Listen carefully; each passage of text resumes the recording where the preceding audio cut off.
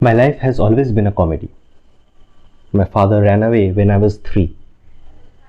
Mother was a drug addict. He used to get beaten up by my mother's boyfriends. But the worst thrashing would come from my mother when she had no drugs. When I was 7, I ran away from home and was taken in by an orphanage. I soon got adopted, and ironically, it was another family of a drug addict mother. But this time, I also had two stepsisters to get tortured by. When I was 14, puberty hit me harder than my stepmother. A day when a rod would not get inserted into me for someone's fun was my luckiest day. It wasn't until I turned 16 did I realize that the unpleasant game my sisters used to make me play was actually called rape. Male rape victims get zero sympathies because when I told my friends about it, only ridicule and insults were offered. And needless to say, it was followed by some disciplining from my stepmother. Running away was not an option. By the age of 20, even the rod started to seem trivial. I started to do a part-time job in order to support me financially. But I knew in order to actually live, I had to move out. Of course, they did not like the idea of me living. After all, they would miss their plaything. A small room as rent, decent income to keep my stomach filled and to pay my tuition fees. Life for the first time in forever felt good, like worth living. Second year in my college life. For the first time in my life, I had friends, real friends. I was shocked when they started to share their meal with me because I never had enough money for a decent one. And imagine the jolt I had when they bought me a laptop using their savings. That was the best moment of my life. First time I felt the joy of living and having friends to enjoy that life with. So, yesterday, my friends decided to make a trip to the old building. A trial of courage, they said. The building is pretty much dilapidated. Not a single window glass exists. Most of the doors are either non-existent or half broken, almost as if something chewed through them. All of us standing in the corridor of the second floor. The mission is to go to the third floor alone and ring the bell. Our weapon of choice, a single flashlight to be shared among the four of us, and our courage to not die of the weird the rest of the stupid idiots were making. I mean, come on. Sounds of cats and wolves are acceptable. But who the hell finds fart sounds scary? It's disgusting. Annoying at most. Natasha was our first cadet. Her mission?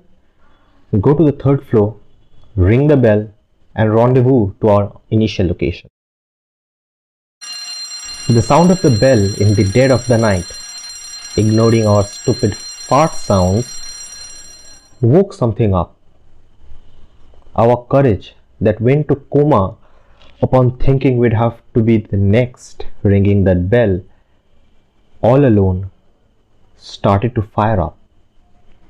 A strange energy started flowing within me. However, Natasha did not return. Even for a blind monk, it would take no more than 5 minutes to go and return. After 15 minutes of waiting, while mocking and insulting We decided to check for ourselves. The moment we stepped into the third floor, did we realize the bell woke up something else as well. And it wasn't ready to partake in fart sounds with us. It felt as if the void had ascended into the corridor. It took a minute for our eyes to adjust to the darkness, and another minute to realize the shredded pieces of flesh and clothes sticking on the walls and ceiling drenched in blood belonged to none other than Natasha. I screamed at the top of my lungs, but all I could hear was nothingness. A quick glance at my friends' faces reassured me. None of us could hear anything. Jared turned around only to stumble. The stairs we just used to get here disappeared. I closed my eyes, telling myself it's only a dream, just a nightmare. It did not help. Philip started carefully walking down the corridor, trying his best not to step on her remains. Seeing how calm and composed he is, I involuntarily started following him. After a few steps did I realize Jared was not behind me. When I looked back, a huge black figure was sitting over Jared's body, tearing him into pieces. Phillips ran at it, his fist clenched up and a facial expression which could only be a battle cry.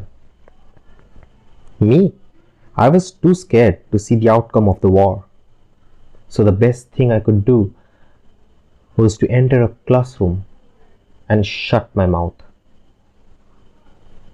All my life, I have been afraid of my mother, then my stepmother and stepsisters.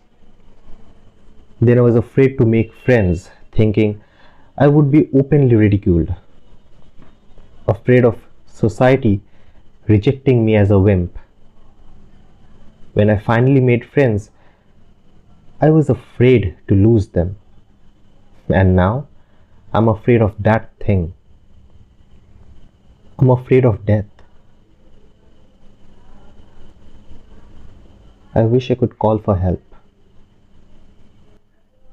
I can't even hear my own heartbeat.